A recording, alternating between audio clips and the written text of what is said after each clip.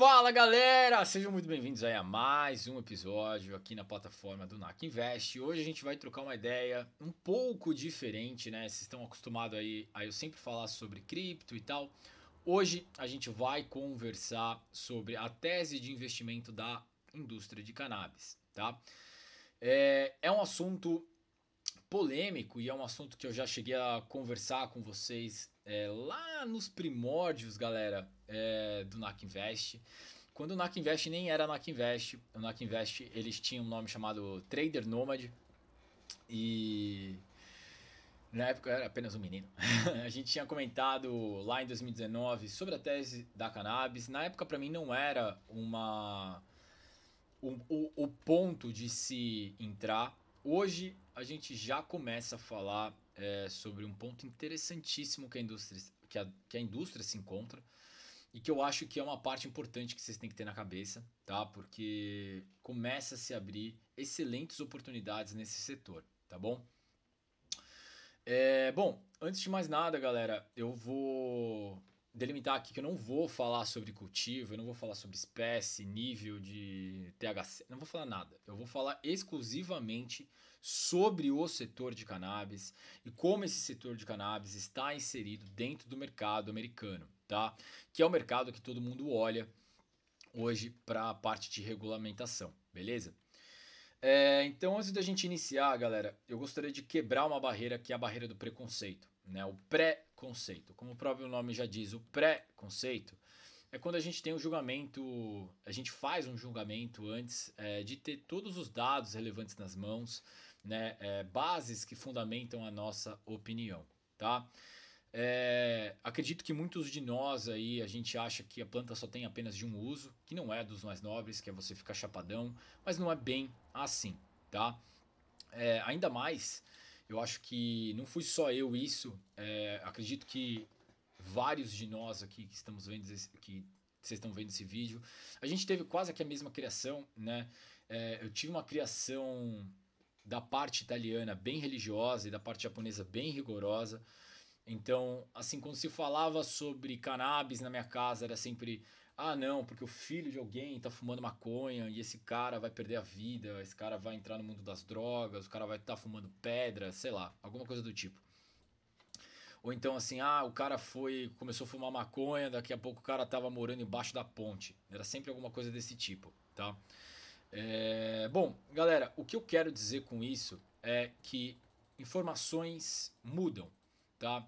Pesquisas são feitas e o conhecimento que talvez os nossos pais, os nossos avós tinham quando eu era moleque, quando muita gente aí também era mais novo, não era um conhecimento em si. Era mais word of mouth, então era um cara que falava para alguém, ou era uma história que alguém tinha lido. Então nunca era algo concreto, tá? Hoje a gente tem algo concreto, que inclusive eu recomendo vocês assistirem um documentário que eu usei como base para fazer esse vídeo, que é o documentário da Netflix que chama Grass is Greener, que é um documentário que fala sobre a maconha, fala sobre cannabis, a indústria de cannabis, utilização, proibição, da onde que surgiu a proibição. É um documentário bem interessante. Tem um outro do Drauzio Varela, também está no YouTube, que ele fala sobre cannabis, que eu também utilizei. Acho muito, muito relevante vocês assistirem para vocês entenderem um pouco mais sobre a indústria e sobre mais a proibição, beleza? Bom, então vamos lá. Galera, quando a gente fala sobre cannabis, a gente primeiro tem que destrinchar a cannabis em três principais fatores, né? 2 aspectos químicos e um aspecto físico da planta.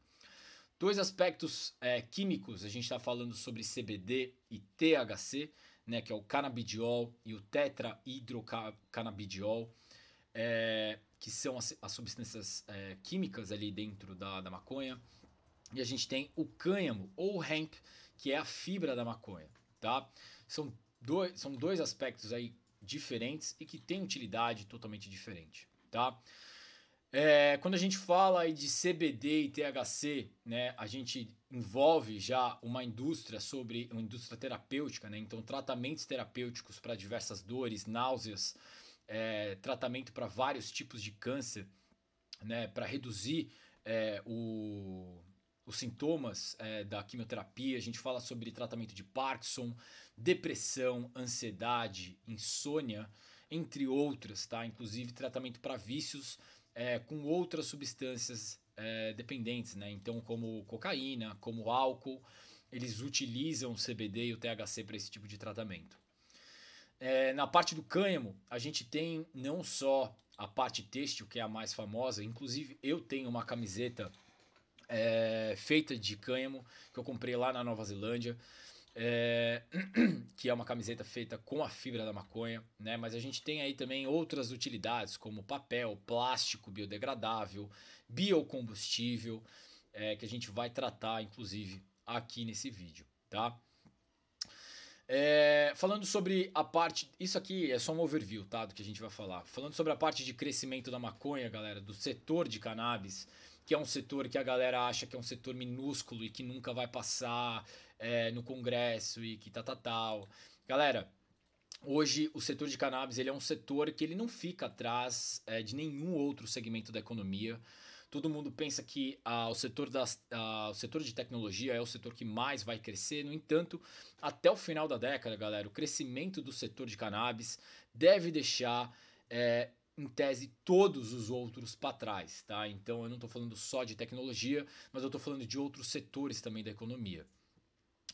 É um setor que ele vem ganhando, cara, uma importância absurda, ainda mais pelo fato de hoje o setor empregar mais de 420 mil pessoas, tá? Então é um forte empregador a indústria de cannabis. Na parte de finanças, né, e de economia mesmo, a gente vê vendas globais da cannabis giraram em torno aí de 23 bi a 24 bilhões de dólares apenas em 2020, tá? Sendo que 20 bilhões foi somente nos Estados Unidos. E de acordo com a Equio, que é a consultoria especializada no setor de cannabis, essa indústria tem um potencial de chegar até 52 bilhões de dólares em 2025. Tá? Isso significaria um aumento, um crescimento aí de 16, quase 17% ao ano até lá. Né? Então a gente está falando de crescimento de 16, 17% ao ano até 2025, cara, muita coisa. Tá?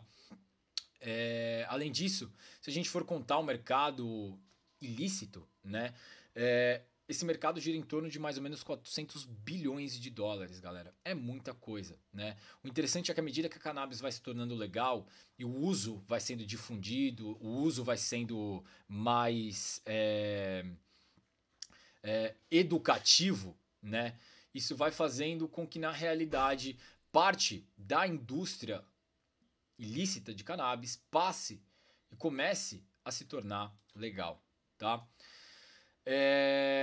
Quando a gente fala sobre um setor, né? A primeira coisa quando a gente fala sobre setor numa economia a gente pensa principalmente sobre padronização de mercadoria. Quando a gente fala sobre, por exemplo, o setor de, sei lá, Coca-Cola, né? Setor de bebidas aí. Setor de Coca-Cola, vamos falar sobre Coca-Cola. Coca-Cola, em tese, ele vai ter o mesmo sabor, independentemente do lugar onde ele estiver, né? O Guaraná ele vai ter o mesmo sabor. Então, a padronização da mercadoria também gera um maior nível de confiança do usuário, do cliente, né? E contribui também para a redução do consumo de fontes ilegais, né? Porque, afinal de contas, a padronização de um produto confere ao consumidor a certeza de que ele sempre conseguirá a mesma mercadoria, né? A mercadoria idêntica sempre.